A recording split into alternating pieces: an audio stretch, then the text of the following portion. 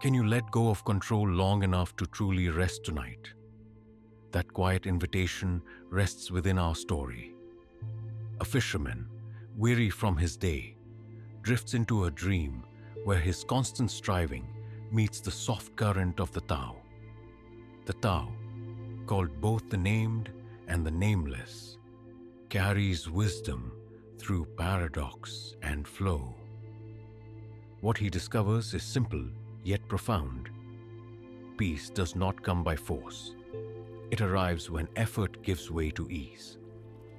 And as his journey begins beside the river, we may see our own reflection in his weariness. The fisherman's weariness settled on him like a second skin. Though the day's labor had ended, the weight of it lingered. His arms throbbed from casting nets again and again. His back curved under the quiet strain of long hours on the river. Yet the greater burden did not live in his body alone.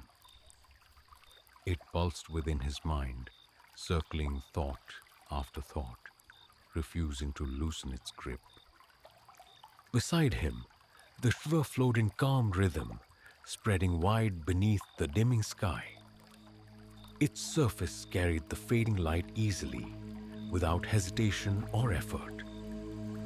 In Taoist teaching, this soft current reflects the nature of life itself, always moving, never forcing, never against the world it nourishes.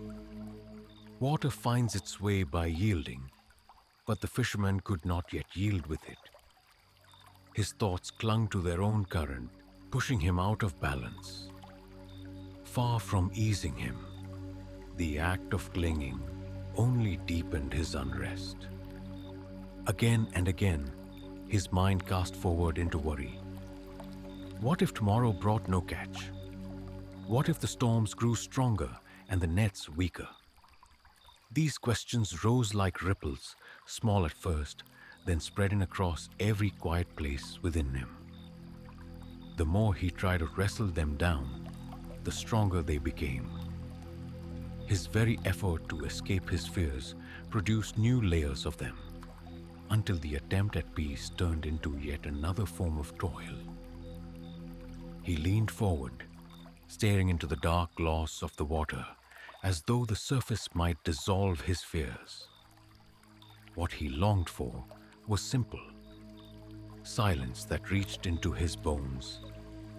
But each pause in thought cracked open into more restless patterns. He closed his eyes only to see new fears gather.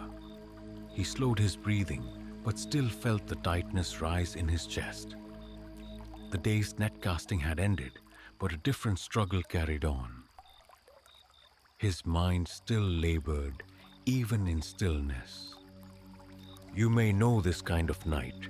The tasks are finished, the room quiet, the light gone, yet within you thoughts dart like startled fish, too swift to hold, too noisy to ignore. Sleep waits near, but the restless mind resists, caught in its own effort to control. In the fisherman, this challenge took the form of shallow breaths and a body too restless to release. He wished to rest with the same ease the river carried, but rest does not answer to commands. The water itself seemed to whisper this lesson. Flow comes not from force, but from letting go. Water surrenders to the banks, bends without breaking, reaches the sea without pushing. Its way is the way. Still, the fisherman held himself tight. He drew his knees close. He fastened his coat against the dark.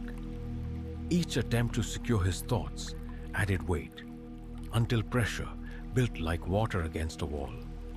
He began to wonder if peace would evade him altogether. The more he strained, the further away it seemed. And yet the body often knows what the mind resists. His shoulders began to fall. His breath slowed with fatigue. Weariness pressed him downward into the earth's steadiness, and for a moment his body answered what thought could not. surrender. As he rested into that rhythm, the river's quiet pulse seemed to enter him. His eyes closed at last, not with determination but with inevitability.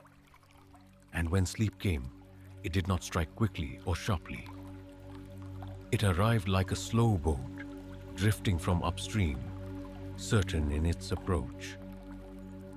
This was not escape, not an end, but a gentle shift inward, a path where weariness opened to restoration, a place meant for quieting the mind, for letting thoughts pass and reorder themselves without being carried away by them.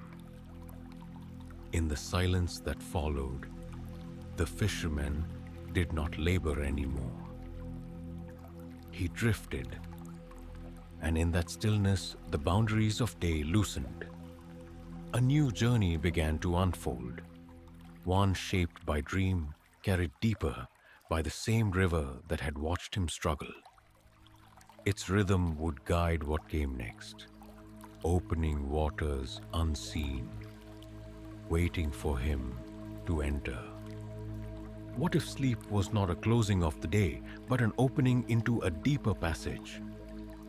In the fisherman's dream, he found himself once again at the river's edge. Yet here, the water no longer carried the look of daylight toil. It spread wide as if unending, its surface shining like glass beneath a night sky vast and endless. Lanterns drifted slowly upon it, each flame steady, unmoved by the faintest breath of air. Above, the stars shimmered with piercing clarity, their light mirrored in the water until sky and river seemed to dissolve into one. He paused, uncertain if this was rest or another call to labor. He had given so much of himself to the demands of the day that the beauty before him felt too pure, almost undeserved. Was this river a place of new burdens? Or could it finally promise what had eluded him, peace without striving? Wonder stirred within him, shadowed still by doubt. Even in a dream, he carried the habit of bracing for what might be required next. Yet the dream unfolded with a stillness unlike waking life. Sound seemed hushed, softened, as though even the frogs by the shore whispered. Each ripple formed a slow circle, stretching outward without hurry, never forcing its fade. The air itself felt weightless. His body remained heavy where it lay in sleep, but something in him rose, light and unbound.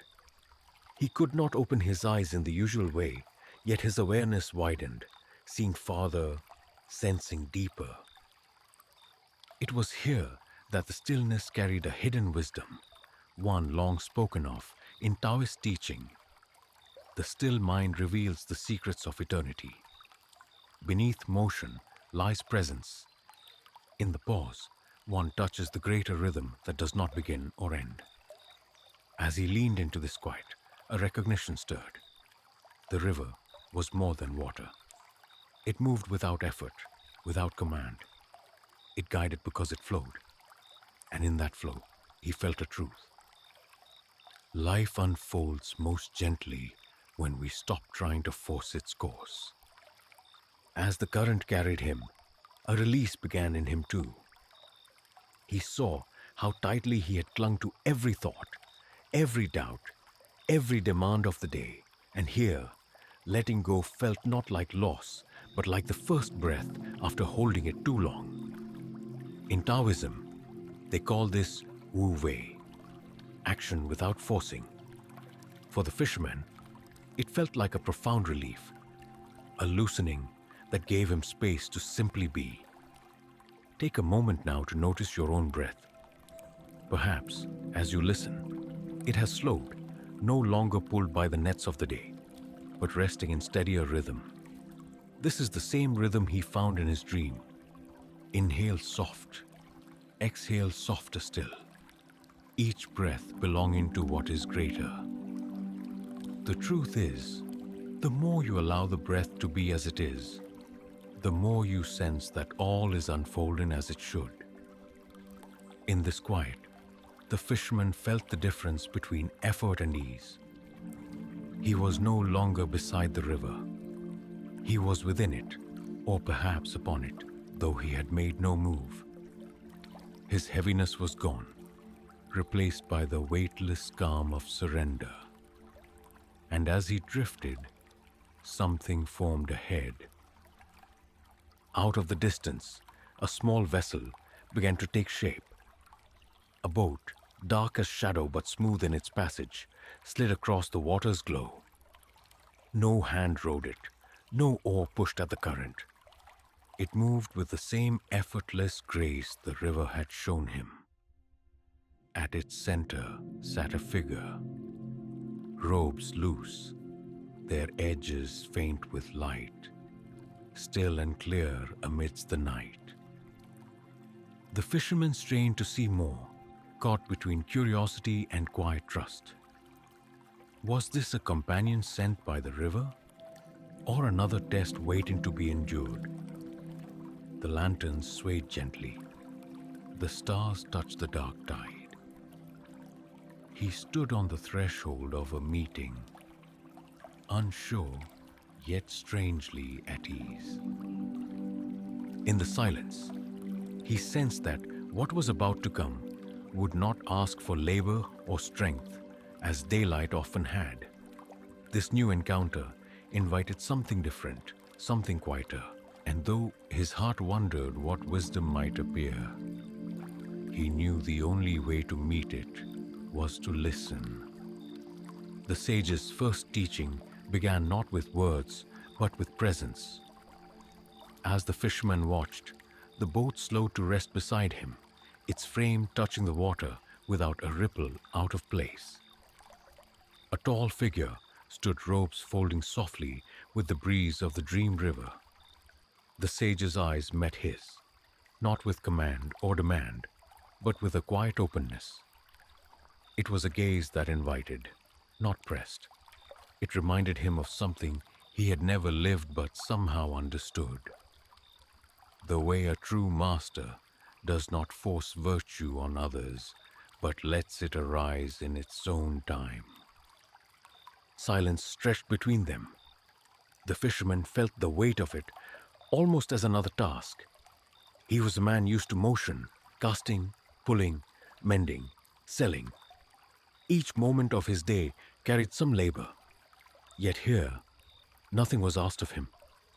He looked into the calm face before him, searching for usable instruction. His hands pressed against his knees, restless. What was to be done here?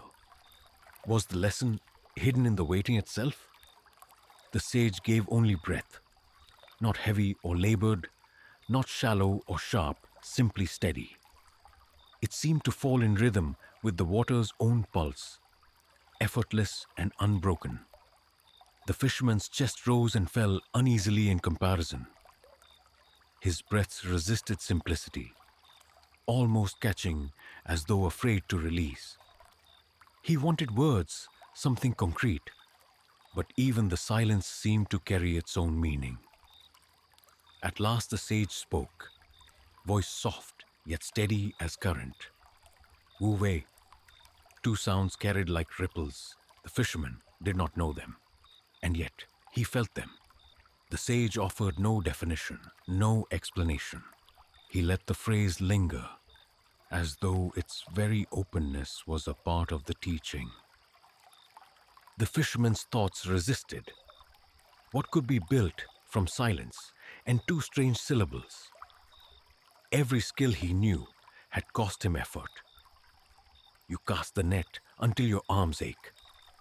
You patch until your fingers bleed. Nothing in his life had come without constant doing. His jaw tightened. He felt frustration rise. Was he missing something? The sage, still calm, reached toward the water. A single leaf floated past. Fragile, yet it traveled far, carried by nothing more than the river's course. A stone followed soon after, sinking heavy and straight to the bottom. Its journey ended as soon as it began. The fisherman's eyes fixed on the two. Inside him, something stirred. He had lived like the stone, heavy with the effort, always pushing harder. He had believed survival meant pressing his will against life itself. But now he saw. The more he strained, the faster he burned through his strength. Seasons wasted, energy lost, and all the while, peace never gained. It was a kind of self-made burden, the exhaustion of always trying to swim against the stream. Understanding flickered. Wu Wei did not mean doing nothing. The sage's teaching whispered something subtler. Align yourself with the flow. Like a sail set to the right wind, you can move without forcing. The effort remains, but it becomes joined to something larger than yourself. That unity carried the leaf forward farther than all the stone's weight ever could. He pressed a hand to his chest. His heart beat fast, quickened less by toil than by recognition. The silence between them now felt wider, but not empty. It was room for ease. Wu Wei began to unfold inside him. Not idleness, but harmony. Letting the world's currents bear part of the weight, instead of always pushing through resistance alone. Perhaps you've known this too. You close your eyes at night, yet your mind refuses to soften. It paddles and paddles, certain that control will keep you safe. But the harder you fight for rest, the further it drifts away. Forcing does not bring peace. It wears you down. We may swim against the stream for a time, but the water will outlast us. True rest comes when we let go of struggle and allow the current to guide us. For the fisherman, this truth landed with sudden clarity. He realized how often he had wasted himself resisting, filling his days with the hard press of effort. Yet the river never asked him to fight it. Its only call was to flow with it. Strength, he now saw, was not endless labor. It was trust that life, like water, had its course leading forward, whether or not he strained against it. The sage did not elaborate. He simply nodded, a gesture so small, yet carrying fullness, affirming what had already awakened within the fisherman's chest. The tension that bound him began to loosen. He breathed deeply, more steady now, and in that breath the river seemed to answer, its rhythm meeting his own. This was the first teaching. Wu Wei as gentle alignment, the choice to let life carry rather than trying to force its way open. And in that moment, something softened further within him. No longer grasping for the next task, he leaned back into the boat. The river was moving onward, and it would show him more. And as the water carried them farther into the night, his gaze lifted, not to the sage nor to the stars, but downward to something at the sage's feet. Something simple, yet waiting to offer another lesson. Could it be that emptiness itself is the hidden gift? The fisherman raised his eyes and noticed a clay pot resting quietly at the sage's feet. Its form was plain, its surface unpolished, but something about it pulled his gaze. He studied its curved sides, its steady base. Yet his attention kept returning to the hollow space inside. The sage placed a hand lightly over the vessel, pausing as though drawing his awareness deeper.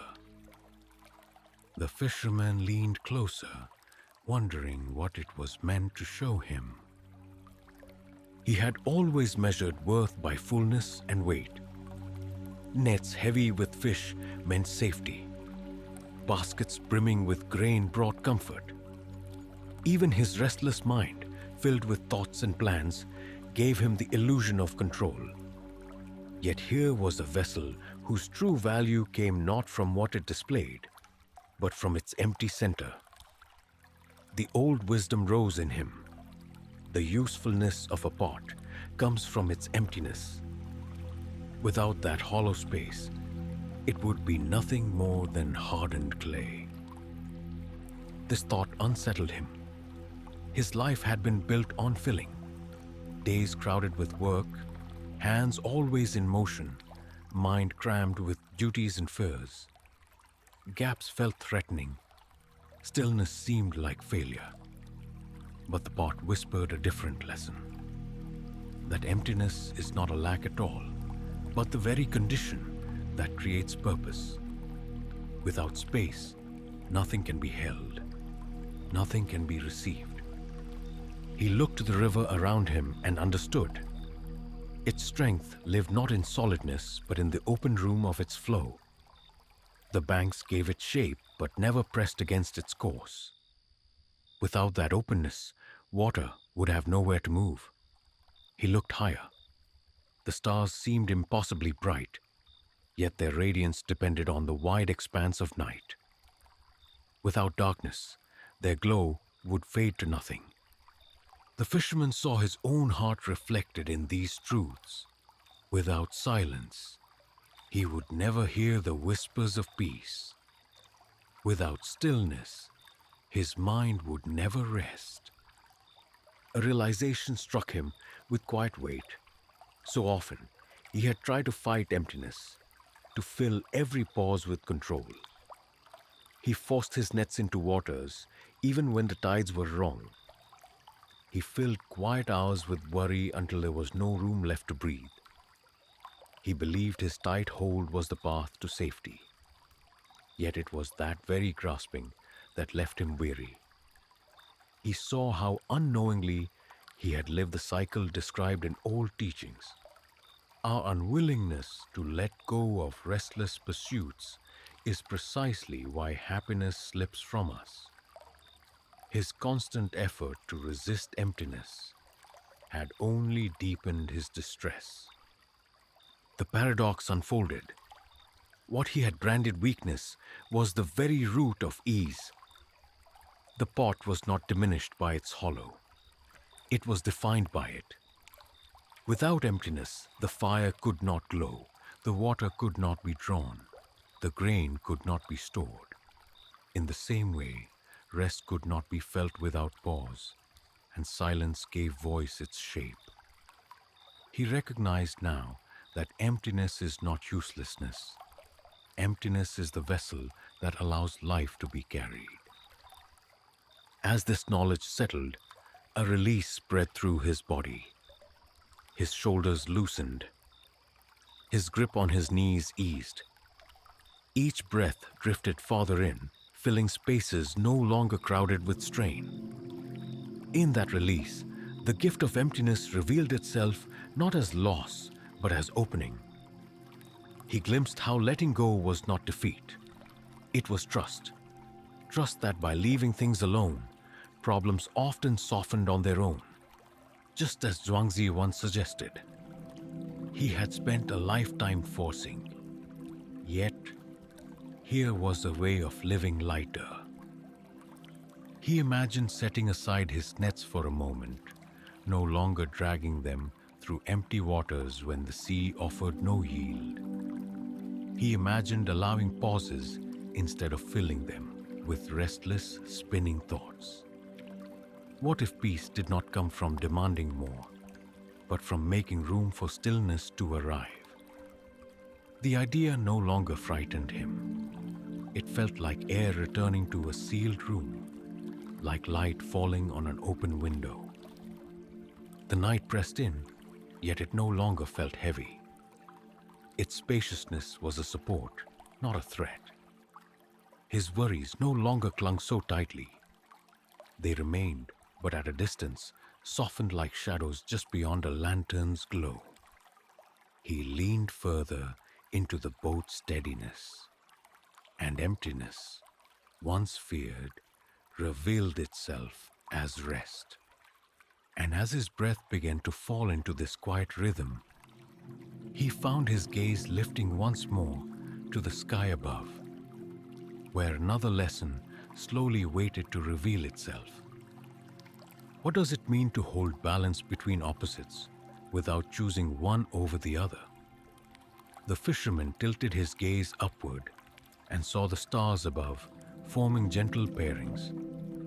Some shone with keen brilliance, others dim yet steady, fading into the velvet of night. Some appeared close as if within reach, while others rested so far away they stretched thought itself.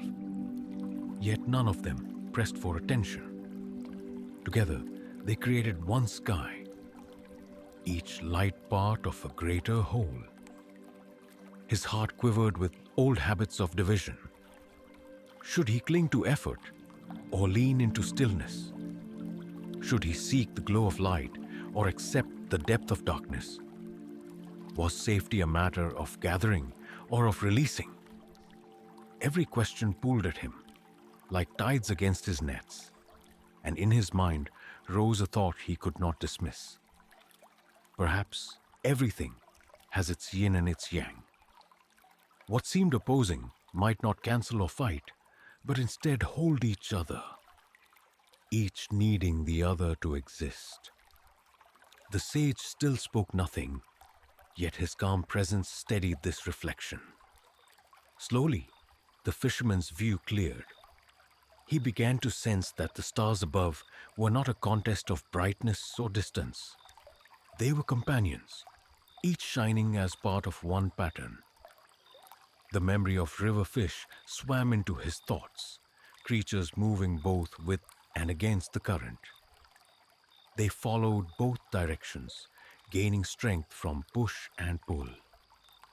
Without this balance, they could not find home or bearing. For the first time, he recognized what the flow had whispered all along. Balance is the path of the center. It was then the sage broke silence. His voice carried no weight, but fullness, in two words: yin and yang. The night seemed to repeat them back in starlight. And in that stillness, the fisherman understood enough to pause, but the sage's meaning stretched further. Yin, he seemed to show, was the quiet turn inward, rest, darkness, and receptivity. Yang was the outward reach, effort, clarity, and expression. Neither wrong, neither complete alone. Together, they formed the movement of all things. The fisherman felt the truth settle. He had lived mostly inside Yang, always chasing, always doing, fearful of shadows, fearful of rest. Sunset meant loss, silence meant danger. Yet here, Yin revealed its face: darkness that soothes, stillness that restores, space that receives. What he had resisted as weakness was half of life's circle. They did not war against each other. They met to make life whole. Consider how easily even now we live tilted toward action. Many stay fixed in hours of brightness, measured by productivity, by doing, by filling every space. The receptive half of life, silence, pause, sleep, is often dismissed, as though only output mattered. But Taoism teaches something gentler. The receptive has equal worth. Night and day form one rhythm. Inhale and exhale make one breath. What begins in effort completes in rest. Each emptying into the other, neither to be denied. The fisherman lowered a hand to his chest. He felt his breath shift. The inward draw carried Yin's softness, quiet, dark, receptive. The outward flow answered with Yang, active, bright, releasing. Both belonged, both natural. As he noticed, his heart eased, his chest opened. The jagged rhythm of worry softened into steadiness.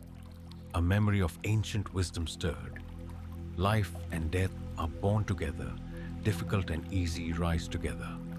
Long and short lean on each other. Sound and silence do not pull apart. Together, they make harmony. Peace, he realized, was not found by erasing what seemed opposed. It was found in their meeting. The water mirrored the stars near and far, none canceling the light of the other. Balance did not destroy challenge, nor did it remove loss. Balance made space for all things, binding them softly into wholeness. By learning to honor stillness as much as movement, he no longer felt torn between the two halves of himself. Instead, he discovered the circle that held them both. The sage watched with a faint nod. Above, the stars continued their quiet glow, no brighter than needed, no dimmer than allowed. Within, the fisherman felt a tender shift. He was no longer caught between holding and letting go. Wholeness settled where division once reigned. His body felt like soil carrying rain, not strained, but ready, resting and open. And as this teaching settled into him, its effect extended deeply.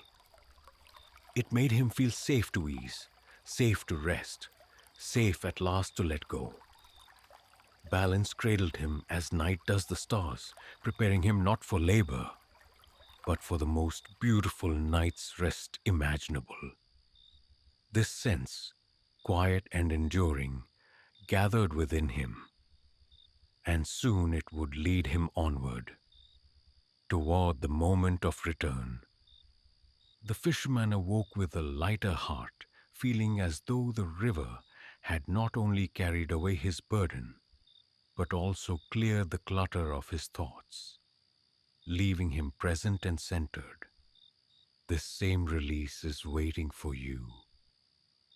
When you stop fighting the current and allow life to hold you, rest comes quietly.